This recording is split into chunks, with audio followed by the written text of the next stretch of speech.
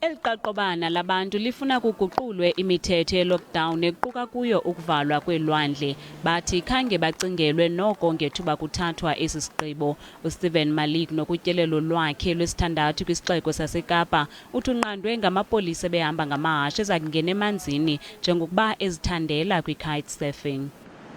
It was like always, they just say they have to make the order of the president. The beaches are closed, so we are not allowed to go on the beaches. And I talked to him and said, hey, for me it's difficult to understand because I came over from Switzerland to do my sport and to go on the water. And they were really friendly. I mean, they were just talking, say, hey, it's okay. Maybe we'll open the beaches soon.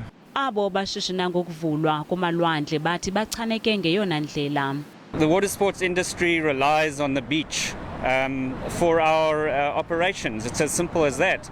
So as soon as the beaches have been closed, it has completely devastated our income, especially over this time period from about after Christmas till the middle of January and even beyond. Kwimbalolwano ekhutshwe ngumasipala wesixeko saseKapa ubongoze ukuba abaqhankqalazi baqhuba uqhankqalazo lwabo ngenkathalo.